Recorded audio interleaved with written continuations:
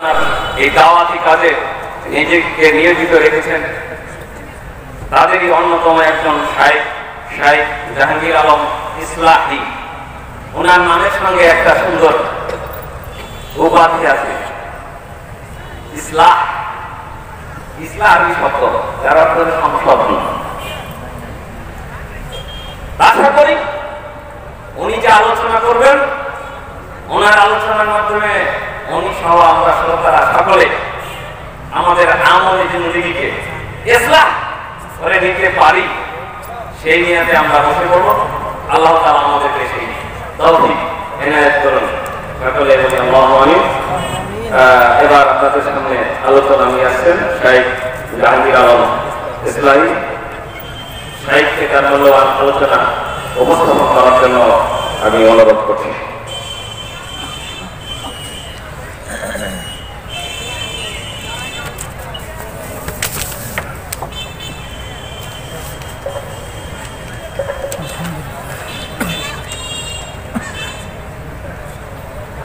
السلام عليكم ورحمة الله وبركاته.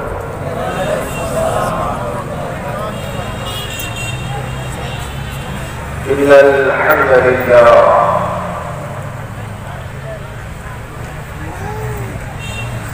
نحمده ونستعينه ونستغفره ونؤمن به ونتوكل عليه ونعوذ بالله من شرور أنفسنا ومن سيئات أعمالنا.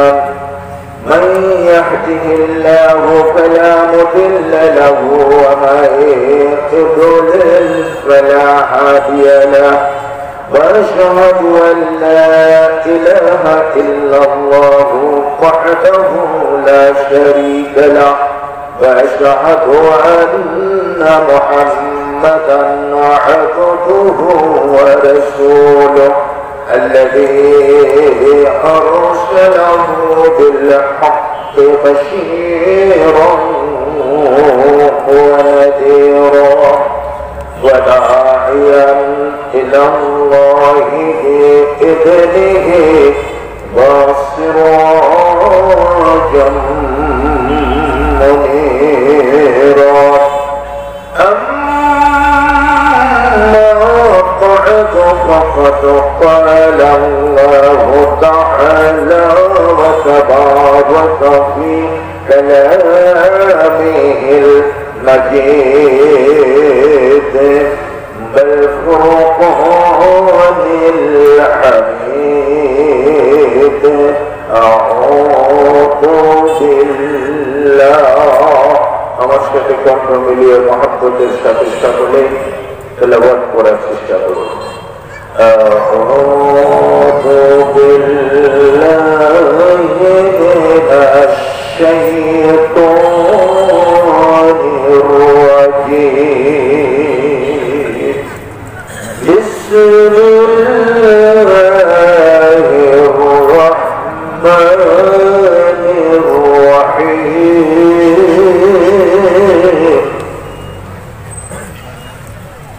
وتوبوا إلى الله جميعا أيها المؤمنون لعلكم تفلحون.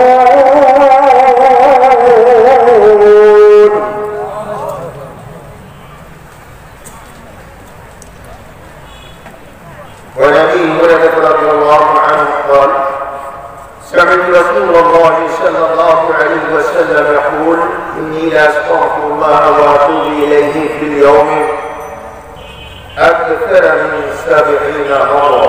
رواه البخاري.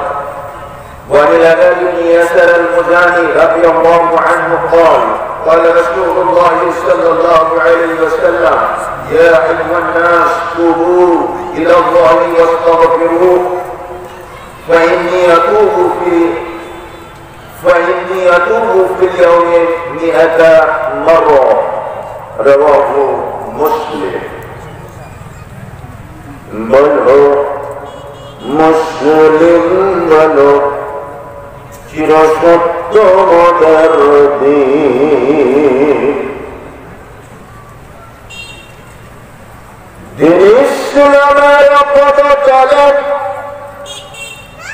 দিন ইসলামের পদ চলে, সকল ধর্ম হয় বিলীন। বলো মুসলিম বলো চিরসত্য মদের দিন। লিল্লাহি তাকবীর। বলো বিশ্ব সৃষ্টির প্রথম কোথায় ছিল বদ্ধ গৌতম? বুঝতে পারছি না? বলো বিশ্ব সৃষ্টির প্রথম কোথায় ছিল বদ্ধ গৌতম? কোথায় ছিল গতমনি ঋষি? কোথায় ছিল এ মিথ্যা হাসি? প্রথম মানব আদম আলাইহিস সালাম, তিনি তো নন বেদিন।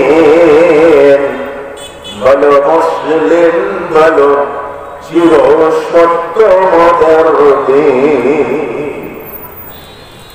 দিন ইসলামের পদ চলে, দিন ইসলামের পদ চলে, সকল ধর্ম হয় বিলীন।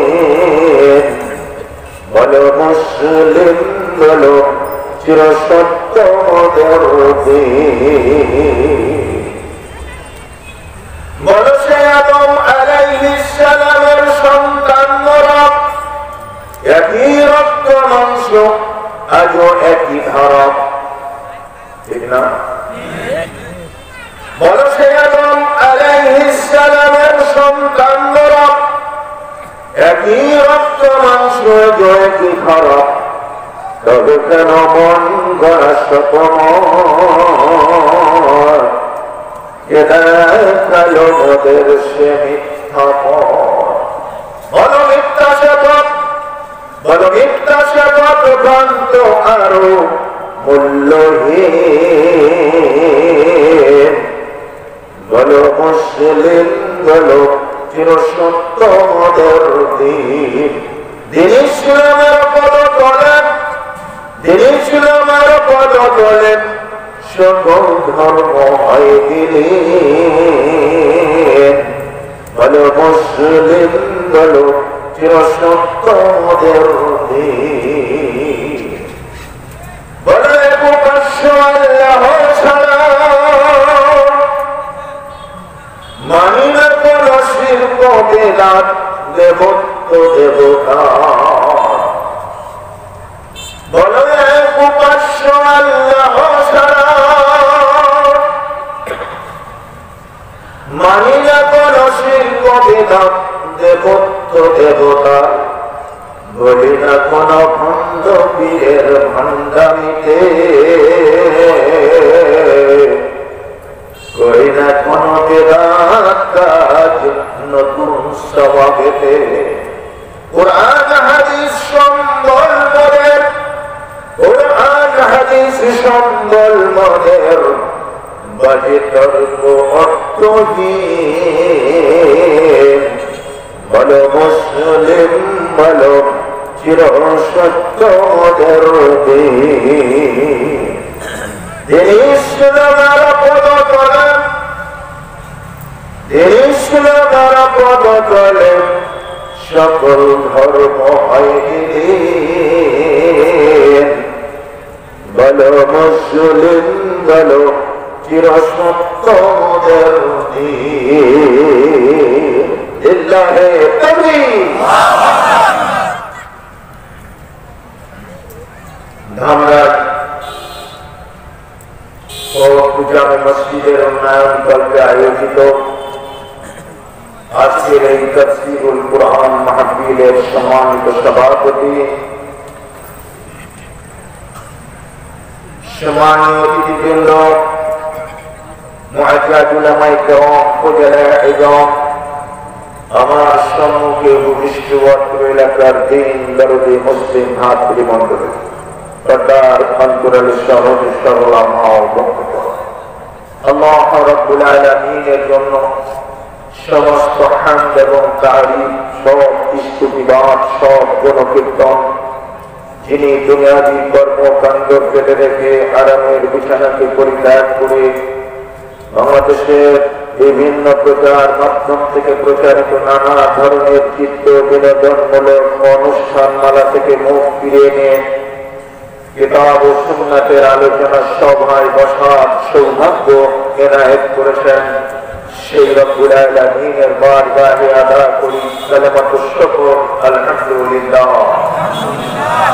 অতঃপর বিশ্বনবী মুহাম্মদুর রাসূলুল্লাহ সাল্লাল্লাহু আলাইহি ওয়াসাল্লামের উপরে সমস্ত দরুদ ও সালাত বর্ষিত হোক, যে রাসূল কাল কিয়ামতের কঠিনতম দিনে অন্য কোন পীর ফকির ওলি দরবেশ দাউদ কুতুব এগুলা তো দূরের কথা, 315 জন রাসূল সহ 1,24,000 পয়গম্বরের ভিতর থেকে কোন একজন নবীও এই মুহূর্তে হিসাবটা শুরু করা হোক, এই মুহূর্তে হিসাবটা শুরু করা হোক, এই মুহূর্তে হিসাবটা শুরু করা হোক, এতটুকু আর্গুমেন্ট করে আল্লাহ পাকের সামনে দাঁড়াতে সক্ষম হবেন না। সকলেই সেদিন নাফসি নাফসি করে নিজের জন্য বিব্রত বোধ করবেন, বিচলিত হয়ে পড়বেন। একমাত্র আপনার আমার নবী উম্মতি উম্মতি বলে আমাদের মতো পাপী তাপী উম্মতের পরিত্রাণের জন্য আল্লাহ পাকের আরশে আজিমের নিচে সিজদা করে ক্রন্দন করতে থাকবেন। সুবহানাল্লাহ। আল্লাহ পাক ডাকিয়ে বলবেন, ইরফা রা'সাকা ইয়া মুহাম্মদ, নবী মাথা উত্তোলন করুন। আদম থেকে শুরু করে নিয়ে ঈসা আলাইহিস সালাম পর্যন্ত মশহুর পয়গম্বরদের কাছে মানুষেরা যাবে কিয়ামতের মাঠের ভয়াবহ পরিস্থিতি থেকে উত্তরণ ঘটানোর জন্য। পরিস্থিতি কত ভয়াবহ, পরিস্থিতি কত ভয়াবহ সেটা বর্ণনা করতে গিয়ে বিশ্বনবী বলেন, وعن عائشة رضي الله تعالى عنها قالت قال رسول الله صلى الله عليه وسلم يحشر الناس يوم القيامة حفاة عراة وغرلا ولك عائشة يا رسول الله الرجال والنساء جميعا ينظر بعضهم إلى بعض। বিশ্বনবী বলছেন, শোনো, কিয়ামতের ময়দান এত ভয়াবহ হবে, বিপদ সংকুল হবে। সেদিন মানুষ খালি পায়ে জুতা স্যান্ডেল ছাড়াই নগ্ন পথে উত্থিত হবে। সেদিন মানুষের গরমে কোনো বস্ত্র থাকবে না, মানুষ বিবস্ত্র অবস্থায় কোনো কাপড় ছাড়াই উলঙ্গ অবস্থায় ময়দানে মাঠ করে উঠবে। হযরত উম্মুল মুমিনিন চমকে উঠলেন, ইয়া রাসূলুল্লাহ, ইয়া হাবিবাল্লাহ, আর-রিজালু ওয়ান-নিসাউ জামিআন, আল্লাহ তাআলা নারী আর পুরুষ একই সাথে উঠবে নাকি? আনজুরু বা'দুহুম ইলা বা'দিন, নবী নারীরা পুরুষের দিকে তাকাবেন আর পুরুষ মানুষগুলো নারীদের সরঞ্জামের দিকে তাকাবে। এত বড় লজ্জা কোথায় রাখবো আমরা? এর চাইতে তো মরে যাওয়া ভালো। নবী বিশ্ব নবী গোটা নারী সম্প্রদায়ের জন্য এটা অত্যন্ত লজ্জার কথা, বড় কষ্টের কথা। قال رسول الله صلى الله عليه وسلم يا عائشة الأمر أشد من أن ينظر بعضهم إلى بعض। কিয়ামতের ময়দান এত কঠিন হবে, এত বিপদ সংকুল হবে, এত মুসিবত পূর্ণ হবে, সেই দিন কোন পুরুষ কোন নারীর দিকে তাকানোর অবকাশ পাবে না, কোন নারী পুরুষের দিকেও তাকানোর অবকাশ পাবে না। মানুষ নফসি নফসি করবে, মানুষ নিজের সম্পর্কে এতটা ব্যতিব্যস্ত হয়ে পড়বে। কোন পুরুষ মানুষ কোন নারীর সরঞ্জামের দিকে সেই দিন তাকানোর মতো কোন প্রস্তুত পাবে না।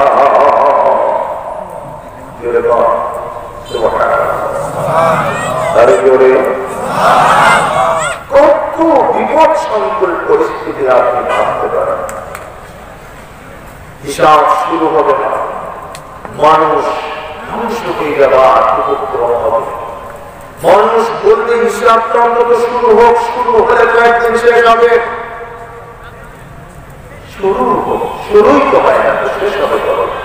আমরা তো নিশ্চিন্ন হয়ে যাচ্ছি, আমরা তো বিধ্বস্ত হয়ে যাচ্ছি।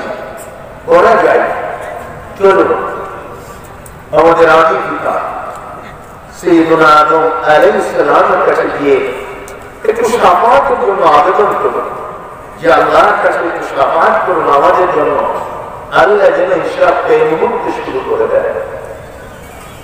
মানুষের আপঙ্গ পালের মধ্যে চলে যাবে হযরত আদম আলাইহিস সালামের কাছে গিয়ে বলবে আনতাম আবুল বাশার ফাসবিলা ইয়া আদম, হে আদম আপনি আল্লাহ পাকের প্রথম মানব, প্রথম পয়গম্বর। আল্লাহ আপনাকে এই হাতে তৈরি করেছিলেন, ফেরেশতাদের দিয়ে আপনাকে তাজিমের সিজদা করিয়েছিলেন। আদমকে আজকে ময়দানে মাহশরে বড় কঠিন অবস্থার ভিতরে আমরা নিপতিত হয়েছি, মেহেরবানি করে আমাদের জন্য একটু শাফাআত করুন। আল্লাহ পাক যেন আমাদের হিসাবটা শুরু করে দেন। ওয়ালা আদামু লাস্তু হুনাকুম ইতু নূহান আলাইহিস সালাম। হযরত আদম আলাইহিস সালাম বললেন হাসরবাসী আমি পারবো না ওই জায়গায় যেতে, তোমরা চলে যাও। হযরত জলিলুল কদর পয়গম্বর নূহ আলাইহিস সালামের কাছে চলে যাও। আমার সাহসে কুলায় না, আমি আল্লাহর পক্ষের দরবারে কোনো আর্গুমেন্ট পেশ করতে পারবো না, তোমরা চলে যাও। নূহ আলাইহিস সালামের কাছে মানুষেরা চলে যাবেন। হযরত নূহ নবিয়ুল্লাহর কাছে গিয়ে বলবেন আনতা নূহ নবিয়ুল্লাহ ফাসবিল লানা ইয়া নূহ, আল্লাহ নবী নূহ আপনি আল্লাহ পাকের জলিলুল কদর পয়গম্বর, আমাদের জন্য একটু শাফাআত করুন। আল্লাহ পাক হিসাবটা এই মুহূর্তে শুরু করে দেন। ওয়ালা নূহু লাস্তু হুনাকুম ইতু ইব্রাহিম খলিলাল্লাহি আলাইহিস সালাম। আল্লাহ নবী নূহ চমকে উঠে বললেন আমি পারবো না ওই জায়গায় যেতে, আমার বড় ভাগ করে। আল্লাহ পাক যদি আমাকে প্রথম নম্বরে দেখে আমার পুত্র কেনানকে নৌকায় উঠতে চেয়েছিলাম সেই কথাটা মনে করে আমাকে যদি বরবাদ করে দেন, হালাক করে দেন, আমি ধ্বংস হয়ে যাব। আমার সাহসে কুলায় না, তোমরা হযরত ইব্রাহিম খলিলুল্লাহর কাছে চলে যাও। মানুষের ইব্রাহিম খলিলুল্লাহর কাছে চলে যাবেন। একই সুরে বক্তব্য দিয়ে তিনি বলবেন আমি পারবো না ওই জায়গায় যেতে। মুসা আলাইহিস সালামের কাছে চলে যাও। মানুষেরা হযরত মুসা আলাইহিস সালামের কাছে যাবে। হযরত মুসা একই সুরে বক্তব্য দিয়ে বললেন লাস্তু হুনাকুম ইতু ইসরাফুল্লাহ, বলে আমি পারবো না আজকে হাসরের মাঠে আল্লাহ পাকের সামনে দাঁড়াতে। তোমরা জলিলুল কদর পয়গম্বর সাইয়্যিদুনা ঈসার কাছে চলে যাও। মানুষেরা ঈসা আলাইহিস সালামের কাছে চলে যাবে।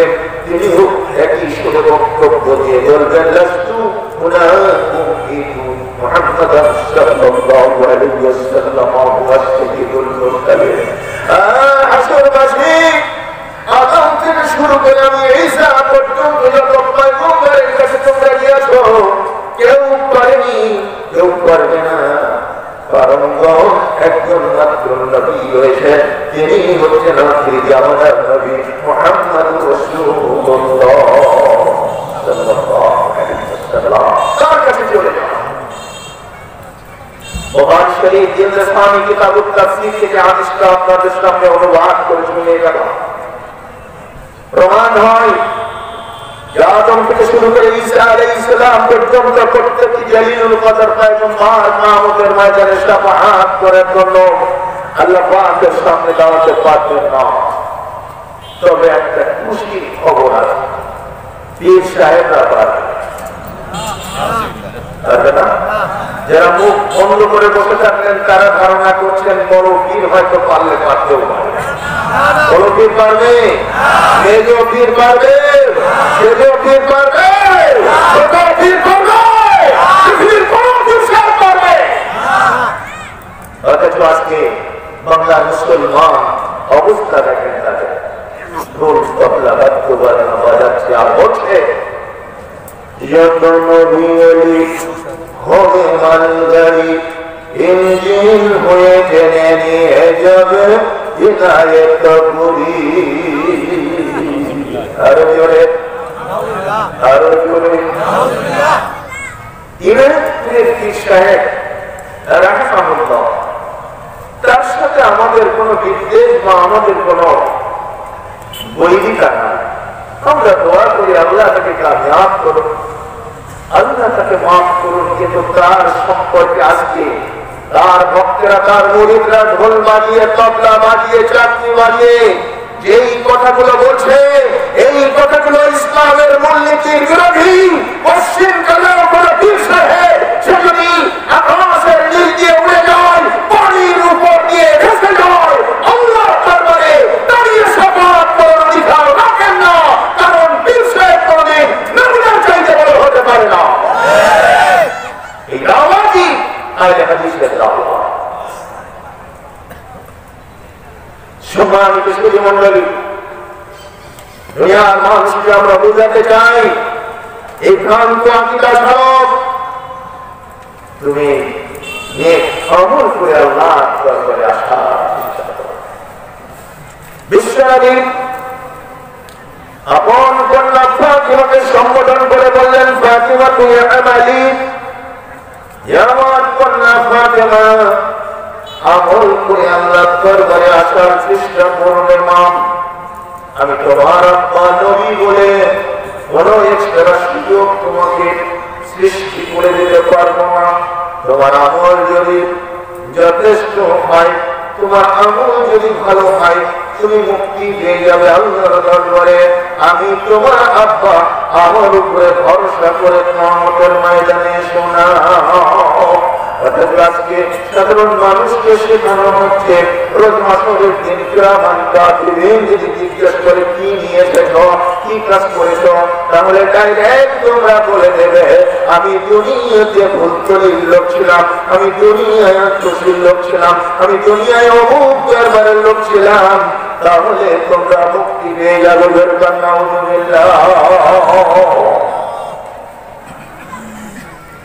বিশ্বজাহানের পয়গম্বরের কাছে মানুষরা চলে যাবে। আল্লাহর নবী সকলের কাছে গিয়েছিলাম, কেউ পারলেন না। নবী হয়ে যেন আসলে আমরা বিধ্বস্ত হয়ে গেলাম, আমাদের কোনো অস্তিত্ব থাকলো না, আমরা তো শেষ হয়ে গেলাম। আল্লাহর নবী আমাদের জন্য একটু শাফাআত করুন। বিশ্বনবী বলছেন, আমি সেই দিন মানুষের দুর্দশা দেখে, দুর্দশাগ্রস্ত মানুষগুলিকে দেখে আল্লাহ পাকের দরবারে শাফাআত করার জন্য প্রস্তুতি নেব। কিন্তু আমি ভীত বিহ্বল হয়ে যাব, আমি ভীত সন্ত্রস্ত হৃদয়ে কোন খান থেকে কিভাবে শুরু করবো চিন্তা করতে থাকবো। হঠাৎ আমি আল্লাহ পাকের আশ্রয়ের সিলসিলায় পড়ে ক্রন্দন করতে থাকবো, আর আমার রবের সৃষ্ট সারা বর্ণনা করতে থাকবো, আমার রবের প্রশংসা কীর্তন করতে থাকবো। আমার রব ওয়াসি আজিম থেকে কুরসির উপর থেকে ডাক দিয়ে বললেন, আরফা আসকা ইয়া মুহাম্মদ, ও নবী কান্না থামাও, ও নবী তুমি মাথা উত্তোলন করো, সাউতুকা তুমি আমার কাছে আবেদন করো, আমি তোমার আবেদন পূর্ণ করবো। ওয়াসফাআতু শাফা, আর তুমি আমার কাছে শাফাআত করো, আমি আল্লাহ পাক তোমার শাফাআত কবুল করে নেব। এই যেখানে অবস্থা আমাদের ময়দান, সেখানে মানুষ কতগুলো বিভ্রান্তির ভিতরে পড়ে আছে। চাল গরু খাসি নজর নিয়াজ নিয়ে এরা পীরের দরবারে ছুটছে, সেখানে এগুলো দিচ্ছে আর মনে মনে ভাবছে পীর সাহেব কিয়ামতের মাঠে আমার জন্য একটা গোল্ডেন চান্স পয়দা করে দেবে। পীর সাহেবের কি হবে এটাই খবর নাই।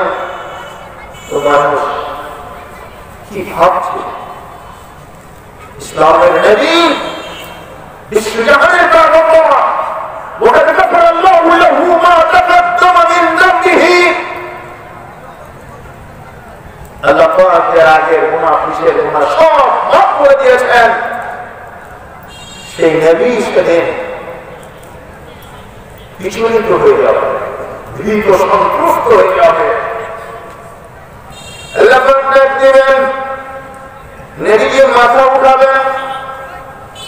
সাহাবায়ে কেরাম হতাশাগ্রস্ত হয়ে গেলেন, ইয়া রাসূলুল্লাহ, এই যে অবস্থা ময়দানে মাহশরে, আপনি যখন শাফাআত করার অনুমতি লাভ করবেন, কিন্তু ময়দানে মাহশরে কোটি কোটি মানুষের ভিড়ভাট্টা থাকবে, লক্ষ কোটি মানুষ, কোটি কোটি মানুষ সেই দিন সেখানে উঠবে। নবী গো, আপনার সঙ্গে আমাদের যদি পরিচয় না ঘটে, তাহলে তো আমরা শাফাআত লাভ করতে পারবো না, কারণ আমরা কমজোর উম্মত, আমরা শক্তিতে অত্যন্ত কমজোর, আমরা দুর্বল, আমরা অত্যন্ত নাজুক, আমাদের আকৃতি ছোট খাটো, পেটে প্রভৃতি। দেখেন না যারা ব্রত পালন করতে গিয়েছেন, হাজরে আসওয়াদের চুম্বন দেওয়ার সময় আমরা বাঙালিদের ছোটখাটো মানুষ চান্স পাই না, এইভাবে মেরে দিয়ে ঢুকে যায় তারা দক্ষিণ আফ্রিকা বা সংলগ্ন যে সমস্ত দেশ, নাইজেরিয়া, সুদানি, পাকিস্তানি, কালো কালো সুদান, নাইজেরিয়া, ওরা এভাবে কেন মেরে দিলে দুই পাশের মানুষ দৃষ্টি পড়ে, নিজেরা গিয়ে চুম্বন দিয়ে চলে যায়। আমাদের ছোটখাটো মানুষের সেখানে চান্স মেলা হলো ঘটে। আমাদের মাঠে আল্লাহর হাবিব, আপনার আমরা উম্মত, আমরা তো জয়ীফ, আমরা তো ছোট, আমরা আকৃতিতে অনেক ক্ষুদ্র, আপনার সঙ্গে পরিচয় আমাদের হবে না, তখন কি উপায় হবে? বিশ্বনবী বললেন, আমার সাহেবরা মন খারাপ করো না, এই বিশাল আরব ভূখণ্ডের ভিতরে যদি লক্ষ লক্ষ কোটি কোটি ঘোড়া ছেড়ে দেওয়া হয়, একই রঙের ঘোড়া, আর এই ঘোড়াগুলোর ভিতরে যদি কয়েকটা জোড়া কাটা ঘোড়া থাকে, পাকড়া ঘোড়া থাকে, যাদের গায়ে কালের ভিতরে সাদা জোড়া কাটা আছে, যাদের কপালে টিকা রয়েছে, এরকম পাকড়া ঘোড়াগুলা যদি ছেড়ে দেওয়া হয় কয়েকজন ঘোড়া, তোমরা কি ওই পাকড়া ঘোড়াগুলাকে চিহ্নিত করে বাছাই করে নিতে পারবে? সাহাবীরা বললেন, জি হ্যাঁ ইয়া রাসূলুল্লাহ, অবশ্যই আমরা এই ঘোড়াগুলাকে বাছাই করে নিতে পারবো। নবীজি বললেন, কিয়ামতের মাঠে আমি আমার উম্মতকে দেখবো গুররাম মুহাজ্জালিন, ওরা পাঁচ ওয়াক্ত সালাত আদায় করার সময় এই অঙ্গ প্রত্যঙ্গগুলো ধৌত করেছিল, জোয়াতের কবজি পর্যন্ত, অতঃপর নদী পর্যন্ত, মুখমণ্ডল ধৌত করেছিল, কাঁধের উপর পর্যন্ত ধৌত করেছিল। কিয়ামতের ময়দানে আমি বিশ্বনবী দূর দূরান্ত থেকে দেখতে পাবো আমার উম্মতের ওজুর দৌত অনুষ্ঠানগুলা থেকে ওরকম একটা আলোক বর্তিতা বিস্ফোরিত হতে থাকবে, একটা আলোকমালা উজ্জ্বল ভাবে চকমক করতে থাকবে। আমি দেখে দেখে দূর থেকে চিনতে পারবো এটা হলো আমার উম্মতে মুহাম্মাদী। সুতরাং আমি ছুটে গিয়ে তাদেরকে বাছাই করবো, আর তাদের শাফাআত করে আমি জান্নাতে যাওয়ার চেষ্টা করব। তাহলে প্রমাণ হয় এই হাদিস দ্বারা সালাত হচ্ছে আইডেন্টিটি কার্ড। যারা সালাত আদায় করেছে, পাঁচ ওয়াক্ত ওযু করেছে, এই ওযুর মাধ্যমে তাদের অঙ্গ প্রত্যঙ্গগুলো উজ্জ্বল হবে, চকমক করে জ্বলতে থাকবে। সুতরাং সালাত ছাড়া আল্লাহর নবীর সাথে পরিচিতি লাভ করা যাবে না। অতএব সাবধান, আর হাদিসের ভাইরা সাবধান, সালাত যদি আপনার ব্যক্তি জীবনে না থাকে, সালাত যদি আপনার পারিবারিক জীবনে না থাকে, সালাত যদি আপনার সামাজিক জীবনে না থাকে, কোন আহলে হাদিস লক্ষ্য কাজে লাগবে না। কোন বড় পীরের মুরিদ আপনাকে কিয়ামতের মাঠে এই লক্ষ্য আপনাকে বাঁচাতে পারবে না। আপনি কত বড় দরবারের মুরিদ, এই সুখ্যাতি আপনাকে বিন্দু মাত্র সহযোগিতা করতে পারবে না। আপনার সহযোগী হবে আপনার নেক আমল, তা হচ্ছে আপনার সালাত, তা হলো আপনার ওযু।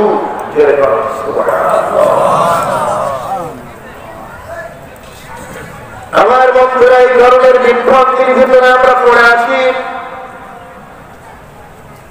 আমাদের সালাতে পরিমসি হয়ে যায়, ওযুতে ভুল ভ্রান্তি হয়ে যায়, আমাদের তাওহীদের ভিতরে খালেস কোনো ওসিয়াত থাকে না, তাওহীদের সঙ্গে শিরকের মিশ্রণ হয়ে যায়।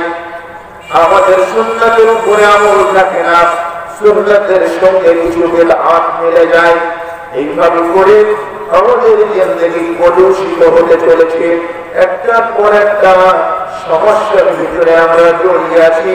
এমন অবস্থায় আমাদের কি করা দরকার, সেটাই হলো আমাদের আজকের বক্তব্যের বিষয়বস্তু, তাওবা ইস্তিগফার এবং তার গুরুত্ব।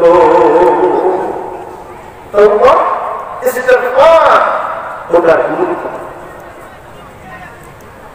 তাওবা করতে হবে আমাদের কিসের থেকে? শিরক থেকে, বেদাত থেকে, সব ধরনের কাবিরা গুনাহ। মানুষের জীবনের পাপ দুই প্রকার, একটা হচ্ছে সাগীরা আর একটা হচ্ছে কাবীরা। সাগীরা ছোট ছোট পাপ, অটোমেটিক নেক আমলের মাধ্যমে ঝরে যাচ্ছে, মাফ হয়ে যাচ্ছে। আলহামদুলিল্লাহ। বিশ্বনবী বললেন, তোমরা যে সময় ওযু করো, ওযু করার পরে এই যে ওযুর স্থানগুলো ঝেড়ে ফেলো, মুছে ফেলো, ওযুর পানিগুলো টপ টপ করে পড়ে যায় তোমাদের অঙ্গ প্রত্যঙ্গ থেকে। প্রত্যেকটি পানি ফোটার সাথে অসংখ্য সাগীরা গুনাহ ধরে যায়, সাগীরা গুনাহ ধরে যাচ্ছে। আমদানি হচ্ছে, রপ্তানি হচ্ছে, বিভিন্ন অপকর্মের মাধ্যমে, চোখের অপকর্ম, কানের অপকর্ম, হাতের অপকর্ম, শরীরের অপকর্ম, সব মেলায় অপরম কিছু সাগীরা গুনাহ আমাদের আমলনামায় যোগ হচ্ছে। কিন্তু আবার যখন আমরা সালাতে দাঁড়াই, ওযু করি, ওযুর পানি ছেড়ে ফেলি, অসংখ্য সাগীরা গুনাহ ওযুর পানির সাথে দূরীভূত হয়ে যায়। আবারও বলে আলহামদুলিল্লাহ। এভাবে আয় আর ব্যয় যা সমান হবে, তিনি খানিকটা নিরাপদ। কিন্তু সাগীরা গুনার আমদানি যদি বেশি হয় আর রপ্তানি যদি কম হয়, তাহলে কিন্তু বড়ই বিপদ। সেখানে আমাদের করণীয় কি? তাওবা ইস্তিগফার করে ফিরে আসতে হবে। এই নাম্বার হলো কাবীরা গুনাহ, বড় গুনাহ। এই গুনাহগুলো নেক আমলের দ্বারা মাফ হয় না। এই গুনাহগুলো মাফ চাইতে হলে আমরা পাকের কাছে তাওবা করতে হয়, ইস্তিগফার করতে হয়। কবিরা গুনাহ হয়ে গেছে, নামাজ ত্যাগ করেছি, কবিরা গুনাহ করেছি, সালাত ইচ্ছাকৃত ভাবে ছেড়ে দিয়েছি, কবিরা গুনাহ করেছি, শিরক করেছি, কবিরা গুনাহ করেছি। অন্যায়ভাবে কাউকে হত্যা করা, এটাও কবিরা গুনাহ। জাদু টোনা করা, এটাও কবিরা গুনাহ। জাদুর গুনাহ করা যাবে না। ইচ্ছাকৃতভাবে সালাত ত্যাগ করা কবিরা গুনাহ। যাকাত দেওয়ার সামর্থ্য আছে, যাকাত দিলাম না, কবিরা গুনাহ। বিনা কারণে রমজানের রোজাগুলো ত্যাগ করলাম, পেটে খিদা লাগে, রোজা থাকতে কষ্ট হয়, এজন্য রমজান মাসে সিয়াম পালন করলাম না, এটাও কবিরা গুনাহ। পিতামাতার অবাধ্য হওয়া, পিতামাতাকে কষ্ট দেওয়া, পিতামাতার নাফরমান হওয়া কবিরা গুনাহ। পিতামাতার সঙ্গে অসৎ ব্যবহার করা যাবে না, পিতামাতাকে কষ্ট দেওয়া যাবে না, পিতামাতাকে বৃদ্ধাশ্রমে পাঠানো যাবে না, পিতামাতাকে পারতপক্ষে সেবা করতে হবে, শুশ্রূষা করতে হবে। আপনার সন্তান সন্ততি পরিবার পরিজন যে মোটা হাত মোটা কাপড় দেশে থাকবে আপনার পিতামাতাকে সেই একইভাবে লালন পালন করতে হবে, একইভাবে তাদের সেবা শুশ্রূষা করতে হবে। কোন অংশে তাদেরকে দর্শনা করা যাবে না, পরিহার করা যাবে না, পরিত্যাগ করা যাবে না। যদি কোন সন্তান করে কবিরা গুনাহ হয়ে যাবে। সামর্থ্য থাকতেও হয়তো পালন না করা কবিরা গুনাহ, আত্মীয়তার সম্পর্ক ছিন্ন করা কবিরা গুনাহ, জিনা করা, ব্যভিচার করা এটাও কবিরা গুনাহ।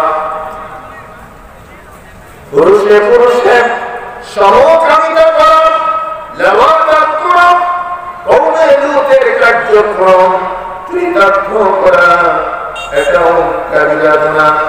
সুদ আদান প্রদান করা, সুদ লেনদেন করাও কবিরা গুনাহ। সুদ খাওয়া চলবে না, হাজি সাহেবেরও চলবে না, মৌলানা সাহেবেরও চলবে না। কোন মুসলমান যদি সুদ খায়, আল্লাহ নবী বলছেন তার মায়ের সাথে অপকর্ম করলে যে পরিমাণ পাপ হয়, সুদের সবচেয়ে ছোট পাপটা অনুরূপভাবে লেখা হয়।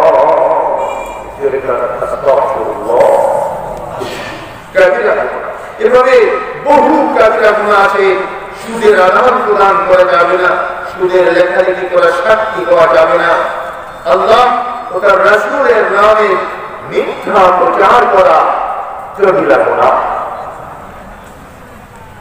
আল্লাহ বলেছেন বলে আমি একটা কথা বলে দিলাম, আপনারা সাধারণ মানুষ, আপনারা আলাদা মানুষ, আপনারা বোঝেন না। আপনাদেরকে এভাবে একটা ধোঁকা দিলাম, নবী বলেছেন বলে ধোঁকা দিলাম। বহু আলেম ওলামা আজকে এই কাজ করে যাচ্ছে। আল্লাহ নবী নামে মিথ্যা হাদিস রচনা করেছে। নিজস্ব মাযহাবকে প্রাধান্য দেওয়ার জন্য, নিজস্ব তরিকাকে প্রাধান্য দেওয়ার জন্য, নিজস্ব পীর মাশায়েখকে প্রাধান্য দেওয়ার জন্য এই সমাজে বহু নতুন নতুন হাদিস বানানো হয়েছে। যে হাদিসগুলো আদৌ হাদিস না, কিন্তু সাধারণ মানুষের সামনে সেগুলো প্রকাশ করা হয়ে থাকে। এভাবে যদি কেউ আল্লাহর নামে, রাসূলের নামে, আল্লাহর নামে, রাসূলের নামে যদি মিথ্যা প্রচার করে মানুষ কথা বলে, কবিরা গুনাহ হয়ে যাবে। ক্ষমার বাজারে তার নিষ্ঠা নাই। যদি তওবা ইস্তেগফার না করে, আল্লাহ ওই ব্যক্তিকে মাফ করবেন না। আর জিহাদের ময়দান থেকে পালায়ন করা এটাও কবিরা গুনাহ। এভাবে আরো অনেক কবিরা গুনাহ রয়েছে। আমার ভাইয়েরা, আপনাদের সঙ্গে ধারাবাহিকভাবে আলোচনা করতে গেলে অনেক নাম আমার বেশি যাবে। এই কবিরা গুনাহগুলো থেকে যতক্ষণ পর্যন্ত আল্লাহর বান্দা বান্দীরা তওবা না করবে, ইস্তেগফার না করবে, ততক্ষণ পর্যন্ত আল্লাহ পাক তাদেরকে মাফ করবেন না। এই কবিরা গুনাহ করতে করতে যদি ইন্তেকাল করে আল্লাহর দরবারে হিসাবের কাজ করা, সে জাহান্নামের অধিবাসী হয়ে যাবে। সুতরাং অবশ্যই অবশ্যই আমাদের তওবা ইস্তেগফার করতে হবে। এবার হাত উত্তোলন করুন। কোন গুনাহ নেই আমল নামায়, এরকম আমার সামনে কে আছে একটু হাত তুলে দেখাবো। কোন গুনাহ নেই আছে কেউ? আছে? ইসলামাবাদ গুজরাট ভিতরে পাওয়া যাবে, ঢাকা জেলার ভিতরে পাওয়া যাবে, বাংলাদেশের ভিতরে পাওয়া যাবে যে কারোর কোন গুনাহ নাই, সে একেবারে বেগুনাহ মাফ হবে এরকম লোক পাওয়া যাবে? সারা বিশ্বে পাওয়া যাবে? একজন মাত্র মানুষ ছিলেন, তার কোন গুনাহ ছিল না, কোন পাপ ছিল না। তিনি কে? বিশ্বনবী মুহাম্মদুর রাসূলুল্লাহ সাল্লাল্লাহু আলাইহি ওয়াসাল্লাম। ওয়া গাফারা আল্লাহু লাহু মা তাকাদ্দামা মিন যামবিহি ওয়া মা তাআখার। আল্লাহ নবী আগের গুনাহ পিছের গুনাহ সব আল্লাহ পাক মাফ করে দিয়েছেন। যদি কোনো গুনাহ করেছেন এই মুহূর্তে মাফ, এর ফিউচার কোনো গুনাহ করবেন ভবিষ্যৎ কালে 2 বছর পরে গুনাহ করবেন, 1 বছর পরে গুনাহ করবেন, আজকে আল্লাহ অগ্রিম মাফ করে দিয়েছেন। এরপরে অবশ্যই জাহান্নাম পয়গম্বর কোনো গুনাহ করা দূরের কথা, জিন্দেগিতে একটি গুনাহ একটি পাপের ইরাদাও পর্যন্ত করেন নাই। সেই নবী কি বলছেন? বুখারী শরীফের হাদিস আবু হুরায়রা রাদিয়াল্লাহু তাআলা আনহু বর্ণনা করছেন, سمعت رسول الله صلى الله عليه وسلم يقول إني لأستغفر الله وأتوب إليه في اليوم أكثر من 70 مرة. আল্লাহ নবী বলেন, শোনো হে আমার সাহাবীরা, আমার উম্মতেরা শোনো, আমি বিশ্ব নবী প্রত্যেকদিন আল্লাহ পাকের দরবারে 70 বারের অধিক ইস্তেগফার করে থাকি। 70 বারের অধিক তওবা করে থাকি, ইস্তেগফার করে থাকি। অথচ তার না মুসলিম শরীফের হাদিসে আগার বিন ইয়াসার আল-মুজানি রাদিয়াল্লাহু তাআলা আনহু বর্ণনা করছেন, আল্লাহ নবী মুহাম্মদ সাল্লাল্লাহু আলাইহি ওয়াসাল্লাম বলেছেন, ইয়া আইয়ুহান নাস, হে মানুষেরা, তুবু ইলাল্লাহি ওয়াস্তাগফিরুহু, তোমরা আল্লাহ পাকের কাছে তওবা করো, তার দিকে ফিরে এসো, ইস্তেগফার করো, তার কাছে ক্ষমা প্রার্থনা করো। ফাইন্নী আতুবু ইলাইহি ফিল ইয়াউমি মিআতা মাররা, কেননা আমি বিশ্ব নবী আল্লাহ পাকের কাছে প্রত্যেকদিন 100 বার তওবা করে থাকি, 100 বার ক্ষমা প্রার্থনা করে থাকি, 100 বার তার কাছে আমি ইস্তেগফার করে থাকি। জোরে বলি সুবহানাল্লাহ। নবীর কোনো গুনাহ ছিল না, তাই তিনি 100 বার, তাই তিনি 70 বারেরও বেশি ইস্তেগফার করেছেন, তওবা করেছেন, আল্লাহর কাছে ক্ষমা প্রার্থনা করেছেন। তাহলে আপনি আমি গুনাহের দরিয়ায় হাবুডুবু খাচ্ছি, আমাদের আমল নামাজ তল্লাশি করলে গুনাহ ছাড়া হয়তো কোনো নেকি পাওয়া যাবে না। ঈমান আমলের দুর্নি নামিয়ে দিলে আমাদের ভিতর থেকে মনি মুক্তা হীরা জওহরাত কাঞ্চন কুড়িয়ে আনা তো দূরের কথা, একটা শামুক হয়তো কুড়ায় আনতে পারবে না। এই ধরনের মুসলিম আমরা, আমাদের তাহলে কতটা তওবা ইস্তেগফার করা উচিত, কতখানি আল্লাহ পাকের কাছে আকুতি করা উচিত, চেষ্টা করে থাকেন।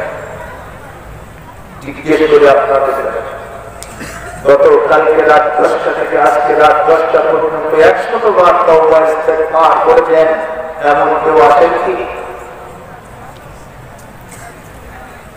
যে একজনকে এসে হাত তুলুন, 2 জন। আমি নিজের কথা বলছি, আমি 100 বার হয়নি না, গাড়িতে বসে বসে সকলে তওবা ইস্তেগফার করেছি, 100 বার পুরা হয়েছে বলে আমার মনে হয়। এই হচ্ছে আমাদের অবস্থা। এখন আসুন তওবা ইস্তেগফার মানুষ কিভাবে করবে, পদ্ধতিটা। আমাদের দেশে তওবা ইস্তেগফার করার পদ্ধতি দেখা যায়, মানুষ সাল্লাল মুরগাসী নজর নিয়ে পীরের দরবারে যায়, পীর সাহেব একটা পাগড়ি লম্বা করে দেয়, সেই পাগড়ির মুখ ধরে মুরিদ সাহেবরা পড়তে থাকে তওবা, আস্তাগফিরুল্লাহ রাব্বি মিন কুল্লি জামবিন ওয়া আতুবু ইলাইহি ওয়া লা হাওলা ওয়া লা কুওয়াতা ইল্লা বিল্লাহ, এভাবে পড়ে। কিন্তু তওবা ইস্তেগফারের এই দোয়াটি বিশুদ্ধ নয়। তওবা ইস্তেগফারের বিশুদ্ধ দোয়া হচ্ছে পরের ভাষাতে আস্তাগফিরুল্লাহাল্লাযী লা ইলাহা ইল্লা হুয়াল হাইয়ুল কাইয়্যুম ওয়া আতুবু ইলাইহি। এই দোয়া ইস্তেগফার করতে হলে ইরশাদের দরবারে যাওয়া লাগে না, কোন আলেম ওলামার কাছে গিয়ে বলতে হয় না আমি এই পাপ করেছি, আমাকে আপনি তওবা করিয়ে দেন। বন্ধুরা, তওবা করিয়ে দেওয়ার জিনিস না,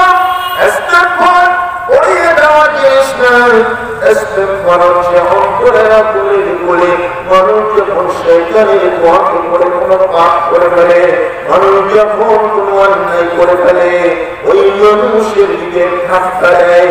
এই নফসের তিনটা স্তর রয়েছে ভিতরে, আল্লাহ পাক তিনটা স্তর সৃষ্টি করে দিয়েছেন। একটা হচ্ছে নফসে আম্মারা, যে সবসময় অন্যায় কাজের প্রতি মানুষকে উদ্বুদ্ধ করে। 2 নম্বর নফস হচ্ছে নফসে লাওয়ামা, যে পাপ করার পরে মানুষকে ধিক্কার দেয়, মানুষের ভিতরে অনুশোচনা পয়দা করে দেয়, অনুতাপ পয়দা করে দেয়।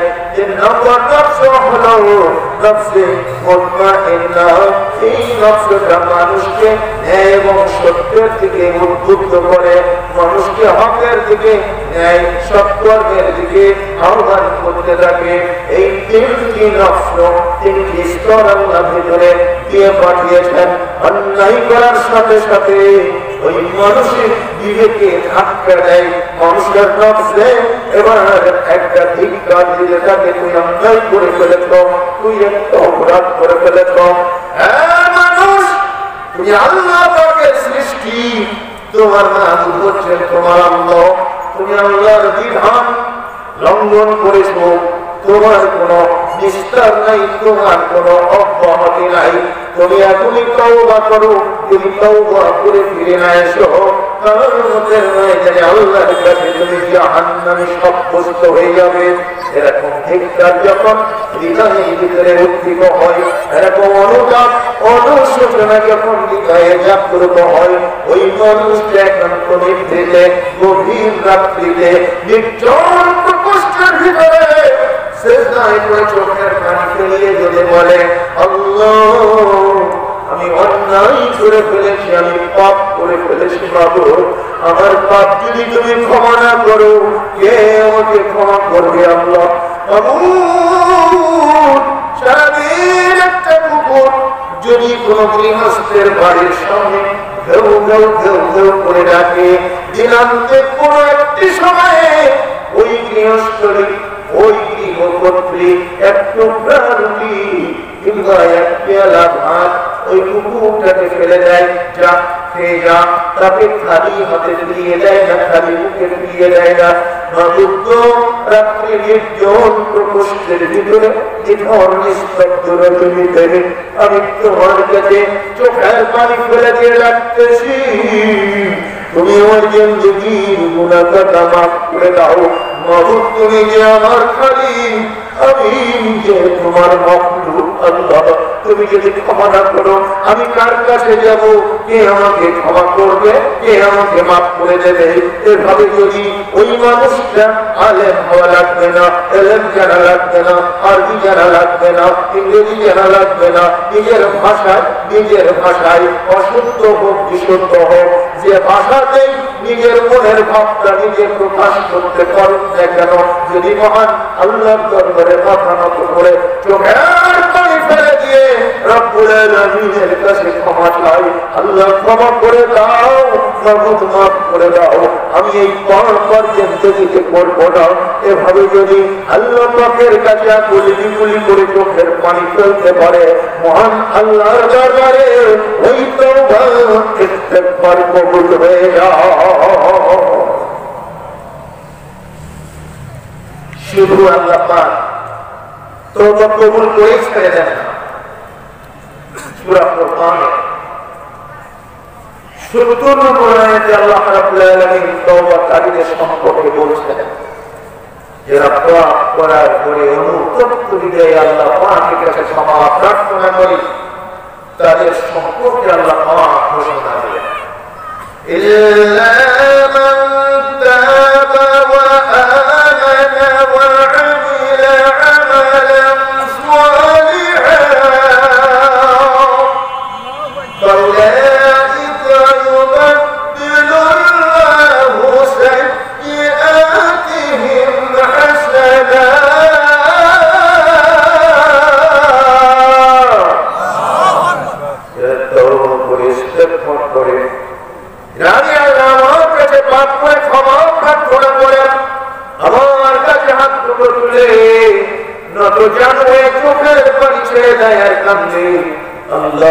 আমাকে মাফ করে দাও, আমি ওদের সমস্ত গুনাহ খাতা মাফ করে দেই। সব গুনাহ সগীরা কবিরা সব গুনাহ মাফ করে দেয়। শুধু মাফ করে দিয়েই ক্ষান্ত হই না, পিছনে যেই পাপগুলো করেছিল সেই পাপগুলো আমি নেকির দ্বারা পরিবর্তন করে দেই। কিন্তু সেই তওবার মতো হতে হবে, তাহলে সবের চিত্তে শুধুমাত্র আল্লাহর ভয়ে তওবা হতে হবে।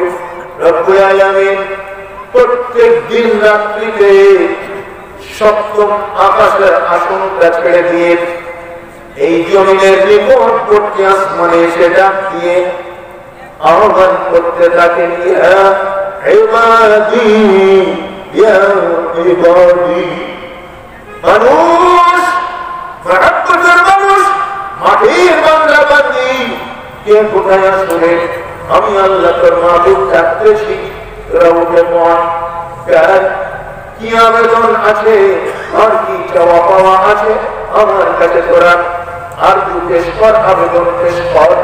আমার মহাব্বতের মাটির বান্দা বান্দিরা, কে কি চাও, কে সন্তান চাইনি চা, কে সম্পদ চাইনি চা, কে বিল্ডিং চাইনি চা, কে গাড়ি চাইনি চা, কে বাড়ি চাইনি চা, কে বাংলায় বিজয় চাইনি চা, কে ইলেকশনে বিজয় চাইনি চা। তার কি মনের ভিতরে ওটা কাছে অনুশোচনা আছে, আমি আল্লাহ আমার কাছে চা, আমি যাওয়ার জন্য ওদেরকে ডাকতেছি, নিকটবর্তী আসমানে এসে গেছি। আমার নবী আপনার নবী বলে গেলেন, যদি স্যান্ডেলের একটা স্পিটা করার প্রয়োজন হয় আল্লাহকে ডাকতে তার কাছে যেও, আল্লাহ ছাড়া অন্য কারো কাছে যেও না। অথচ আজকে আমরা আল্লাহকে বাদ দিয়া অন্যের কাছে চাই, কথা ঠিক কিনা? মানুষ জীবিত মানুষের কাছে চাই, পাশাপাশি মৃত মানুষের কাছেও চাই, ঠিক না? মালিক পীর দরবারে শশী তোমার হইয়া অধীর, দয়া করে একটি ছেলে দাও না আমার কোলে তুলে, ঠান্ডা হোক কলকানি মোর, চক্ষু হোক স্থির, ও গো বাবা মালিক পীর। আমি ছেলে কোলে তাই আসি, দেব তোমায় গোড়া কাশি, পেট ভরিয়া খাইতে দেব 100 ভঙ্গির, ও গো বাবা মালিক পীর। আরে জোরে মালিক পীর ছেলে দিতে পারে নাকি? মালিক পীর সন্তান দিতে পারে নাকি?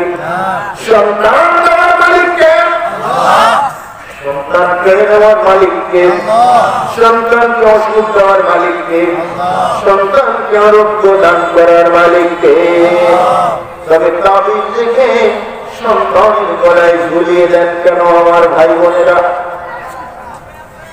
তাবিজ লিখে ঝুলান কেন?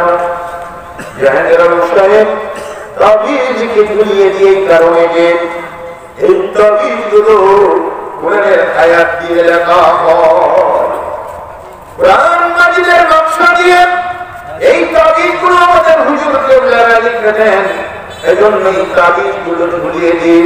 আমার ভাইরা, আমার বোনেরা, আল্লাহকে সাক্ষী রেখে বলে যাচ্ছে, ইসরাফেলের মাটিতে লাগিয়ে মহান আল্লাহ এই কোরআন তাবিজ লেখার জন্য দুনিয়ায় পাঠান না। কোরআন তাবিজ লেখার জন্য, তাবিজ বানিয়ে গলায় ঝুলানোর জন্য আসেনি। কোরআন এসেছিল জান্নাত থেকে বিতাড়িত মানবতাকে আবার জান্নাত কুসুম কারণে ফিরিয়ে নেওয়ার জন্য, তাবিজ বানানোর জন্য না। তাবিজ হতো বিশ্বনবী মুহাম্মদ সাল্লাল্লাহু আলাইহি ওয়াসাল্লাম তাবিজ বানিয়ে গলায় ঝুলাতেন, ছেলে মেয়েদের গলায় ঝুলিয়ে দিতেন, সাহাবীদের গলায় ঝুলিয়ে দিতেন, নাবি হাসান হুসাইনের গলায় তাবিজ ঝুলিয়ে দিতেন। তাকে কোনদিন দিয়েছিলেন? আল্লাহ নবী তাবিজ ঝুলান নাই, সাহাবায়ে কেরাম তাবিজ ঝুলান নাই। বিখ্যাত ইমাম, চারজন মহামতি ইমাম, যাদের নামে 4টা মাযহাব রচিত হয়েছে, মোস্ট সিনিয়র অফ দ্য ইমাম ইমাম আবু হানিফা রাহিমাহুল্লাহ, যিনি 80 হিজরিতে জন্মগ্রহণ করে 150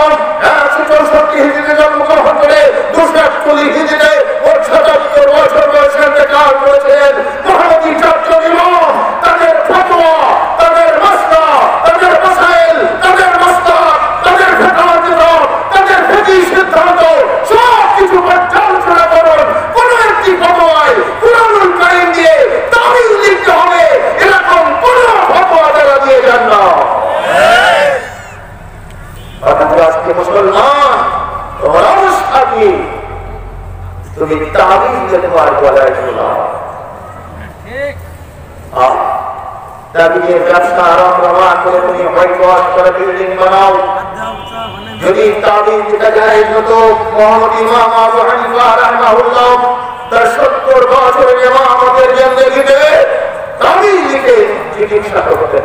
হৃদয়ের ভিতরে তাবিজের নকশা থাকতো, শরীরের ভিতরে তাবিজের নকশা থাকতো, কুলির ভিতরে তাবিজের নকশা থাকতো। নাই, সমাজে এইগুলো চলছে, সাধারণ মানুষকে ধোঁকা দিয়ে শিরকের ভিতরে মুবতলা করা হচ্ছে। আল্লাহ নবী মুহাম্মদ সাল্লাল্লাহু আলাইহি ওয়াসাল্লাম বলেন, মান কালাকা তামিমাতান ফাকাদ আশরাকা, যে ব্যক্তি তাবিজ হয়েছে সে শিরক করেছে। জোরে বল নাউযুবিল্লাহ। তাবিজ যারা লিখেছেন, তাবিজ যারা ঝুলিয়েছেন, যে সমস্ত মা বোনদের গদরে তাবিজ আছে, গায়ে তাবিজ আছে, দূর করে লাথি মেরে ছুঁড়ে ফেলতে হবে। আর এই মুহূর্তে তওবা করে ফিরে আসতে হবে, তা না হলে কিয়ামতের ময়দানে এই শিরকের কারণে আপনাকে জাহান্নামে যেতে হবে। সুবহান বিশ্ববিদ্যালয়ে বলছিলাম, কোরআন তাবিজ লেখার জন্য আসে না। কোরআন এসেছে একটি বৈপ্লবিক পরিবর্তন সাধন করার জন্য। কোরআন এসেছে সমাজ পরিবর্তনের জন্য। কোরআন এসেছে জান্নাত থেকে বিতাড়িত মানবতাকে আবার জান্নাত কুসুমে দাখিল করার জন্য। এই কোরআন বর্ষায় দেওয়ার জন্য আসে নাই। আমাদের পিতামাতা যখন মারা যায়, যখন ইন্তেকাল করেন, যখন মৌতের ঘর গড়ানো শুরু হয়ে যায়, আমরা ছুটে চলে যাই, দৌড়ে চলে যাই, বলি শিগগির আসেন, আমার আপনার অবস্থা খারাপ। আমি হাফেজ সাহেব হুজুর মাদ্রাসা থেকে দ্রুত পঠনকারী 30 জন হাফেজ ছেলেকে বাছাই করে নেন। আর এই 30 পারা কোরআন খন্ড খন্ড করে একটা পড়া পৃথক ভাবে বাছাই করে রাখা আছে অনেক মাদ্রাসাতে। 30 জন ছেলের হাতে 30টা খন্ড তুলে দিয়ে বলেন চল যাই। এবার হুজুরের সঙ্গে ছেলেরা চলে গিয়ে ওই বাড়িতে কোরআন পড়তে শুরু করে দেয়। ওই বাড়িওয়ালা মৃত্যুর যন্ত্রণায় ছটফট করে, আর তার পাশে কোরআন তেলাওয়াত হতে থাকে। কোরআন খতম হয়ে যায় আধা ঘন্টার ভিতরে। অতঃপর হাফেজ সাহেব কোরআন বক্সায় দিতে শুরু করেন। মৌলভী সাহেব, ইমাম সাহেব কোরআন খতম করে বক্সায় দেন। ইন্তেকাল হয়ে যায়। ইন্তেকাল হওয়ার পরেও দাফন করার আগ পর্যন্ত কয়েক দফা খতম হয়ে যায়। দাফন করার আগে কয়েক খতম কোরআন বক্সায় দেওয়া হয়। এইভাবে করে আমাদের সমাজে যে সিস্টেম চালু রয়েছে, আমার ভাইয়েরা, আমার বোনেরা, আল্লাহকে সাক্ষী রেখে বলে যাচ্ছি, মৃত মানুষের পাশে গোল হয়ে এই কোরআন খতম বর্ষায় দেওয়ার জন্য কোরআন আসে নাই। কোরআন জীবিত মানুষের জন্য এসেছিল, কোরআন মৃত মানুষের জন্য নাযিল হয় না। জিন্দা থাকতে কোরআন দিদার প্রয়োজন ছিল, কোরআন শ্রবণ করা। কোরআন এমন একটি গ্রন্থ, কোরআন এমন একটি গ্রন্থ, একটা হরফ তেলাওয়াত করবে কয়টা নেকি হবে? যে শ্রবণ করবে তার কয়টা নেকি হবে? যে পাঠ করেছিল তার 10টা নেকি কেটে শ্রবণকারীকে দেওয়া হবে না? না, ভালোই পাকা দেখা যাচ্ছে।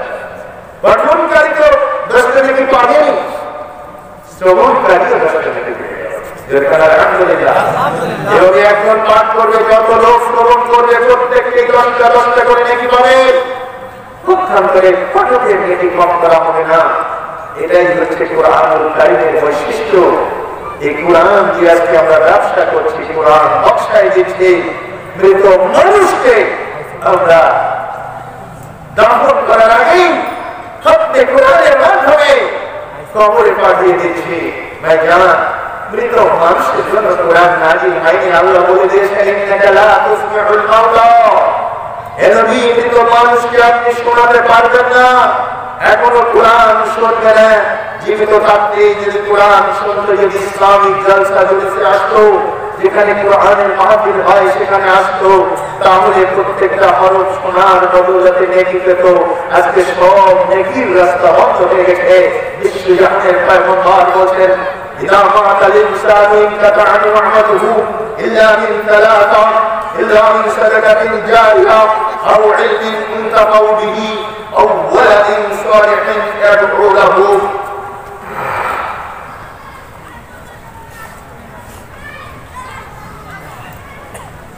أو ولد صالح يدعو له।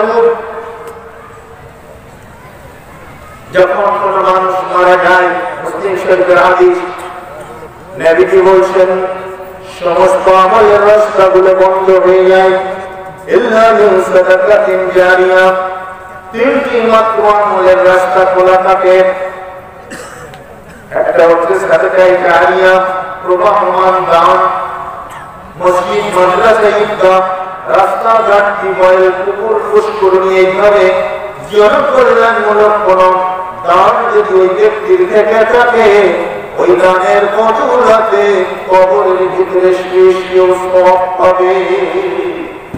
আর ইলমিন ইনতাফাউ বিহি, দুই নম্বর ব্যক্তি হলো যে জ্ঞানের অবদান রেখে গিয়েছে পৃথিবীর মাটিতে, জ্ঞান গবেষণার ফসল রেখে গিয়েছেন, যেই জ্ঞানের আলোকে আলোকিত হয়ে মানুষ আল্লাহকে চিনতে পারে, দিনকে বুঝতে পারে, ফরজ সুন্নাত নফল সমূহ আরকান সমূহ মানতে পারে, এমন ব্যবস্থা তিনি করে গেছেন।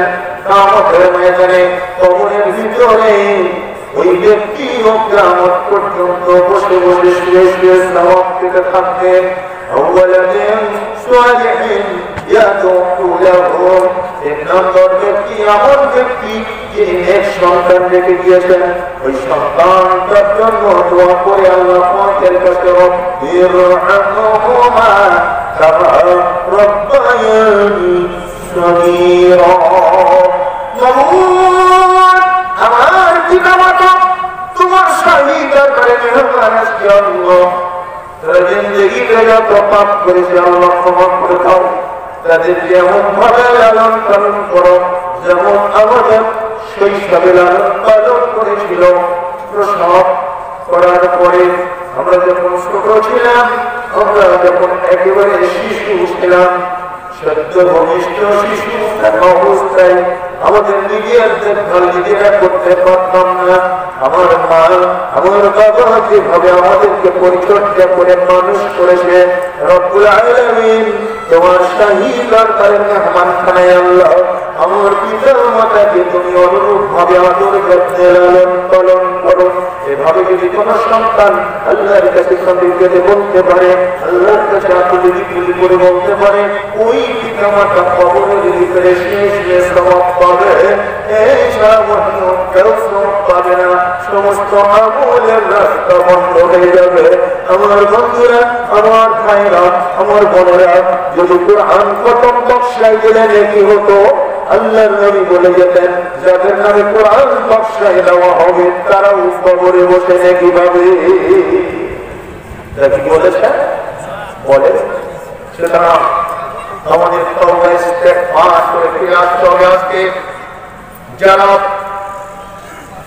ফরজ আমলের ভিতরে কলক মলক করে ফেলেছি, নামাজ, রোজা, হজ, যাকাত, যেগুলো আল্লাহর হক নষ্ট করে ফেলেছে, তওবা করে ফিরে আসতে হবে। তওবা ছাড়া গতি নাই, ইস্তেগফার করে ফিরে আসতে হবে। যারা সুন্নাহ মানতে গিয়ে বেদাতের সমাহার দিয়ে সুন্নাহকে কলুষিত করে ফেলেছি, কলঙ্কিত করে ফেলেছি, তাদেরকেও ফিরে আসতে হবে। তওবা ইস্তেগফার করে মৌলিক সুন্নাতের দিকে বেদাত পরিহার করতে হবে। অসংখ্য খুরাফাত সমাজে আজকে চলছে, যার কোরআনের কোনো দলিল নেই, হাদিসের কোনো দলিল নেই, ফিকহের কোনো দলিল নেই, কিন্তু মানুষ সেগুলো করে যাচ্ছে পাগলের মতো। খুব মিষ্টি লাগে সেগুলো। নবীজির পিতা আব্দুল্লাহ, নবীজির মাতা আমিনা,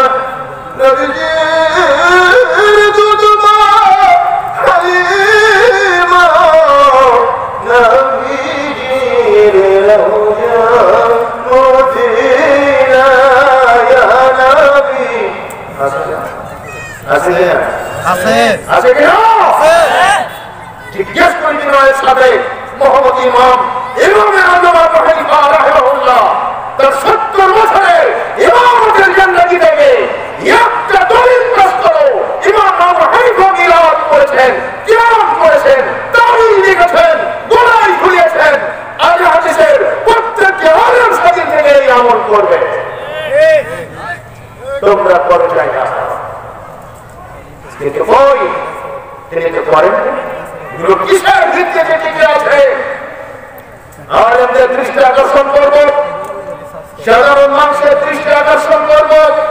তওবা করে ফিরে আসুন। এই সমস্ত বিদআত, এই সমস্ত শিরকি কর্মকাণ্ড, এই সমস্ত কবিরা গুনাহের যে সমস্ত খাতগুলো উল্লেখ করলাম, সমস্ত কবিরা সগীরা গুনাহ থেকে তওবা করে ইস্তেগফার করে ফিরে আসতে হবে। আল্লাহ ছাড়া অন্যের কাছে কিছু চাওয়া যাবে না। মায়েরা বোনেরা খুব সাবধান, সন্তান না হলে আপনারা পাগল করা হয়ে যান। চিটাগাঙে ইসলামিক কাসিমের কাছে গিয়েও সন্তান চাইতে মেয়েরা খুব বোধ করে না। চিটাগাঙের ভাষায় সেখানে গিয়ে বলতে দেখা যায়, ও বাবা কাসিম বাবা, দোয়া করছুন বাবা, হে কাসিম বাবা, আমি সন্তানের জন্য তোর কাছে একটা দোয়া চাচ্ছি। সাবধান, কাসিম কোনোদিন সন্তান দিতে পারে না। কোন গাছের কাছে, মাছের কাছে, পীরের কবরের কাছে, মাজারের কাছে, খানকায় গিয়ে কোনো কিছু চাওয়া হারাম। যারা চেয়েছি, যারা করেছি, যারা এগুলো করছি, এখনো তওবা করে ফিরে আসুন। তওবার দরজা এখনো বন্ধ হয়নি। যদি এখনো না ফেরেন, এখনো যদি সম্বিত ফিরে না আসে, এখনো যদি বোধোদয় না হয়, মৌতের ঘরঘরানি যখন শুরু হয়ে যাবে, তখন আর তওবা করলে আল্লাহ দরবারে কবুল হবে না। সুতরাং সম্মানিত দিনী ভাই বোনেরা, বিনয়ের সাথে বলে যাচ্ছি, কে কোন দলের, কে কোন মতের, কে কোন মাসলাকের, কে কোন তরিকা, কে কোন ফিরকা, এটা আমাদের দ্রষ্টব্যের বিষয় নয়। দ্রষ্টব্যের বিষয় হচ্ছে তুমি মুসলিম কিনা। যদি তুমি মুসলিম হয়ে থাকো, তাহলে আল্লাহ প্রদত্ত ওহীর বিধান, পবিত্র কুরআন এবং সহিহ সুন্নাহ মোতাবেক তোমার আমল জিন্দেগি পরিচালনা করো। জীবনের ভুল যা হয়েছে, সামনে যা হবে, সবগুলো তওবা ইস্তেগফারের দ্বারা আল্লাহর কাছ থেকে ক্ষমা চেয়ে নিজেকে রেকটিফাইড করার চেষ্টা করো। মহান আল্লাহ পাক আমাদের সেই তৌফিক ইনায়েত করুন, সবাই বলি আমিন। মহান আল্লাহ পাক আমাদের সকলের পক্ষ থেকে তওবা ইস্তেগফারকে কবুল করুন, সবাই বলি আমিন। আমাদের জীবন জিন্দেগি গুনাহ খাতা মাফ করে দিন, সবাই বলি আমিন। আমাদের পূর্বপুরুষ যারা কবরবাসী হয়েছেন, তাদেরকে আল্লাহ মাফ করুন, সবাই বলি আমিন। أقول قولي هذا أستغفر الله لي ولكم ولسائر المسلمين. السلام عليكم ورحمة الله.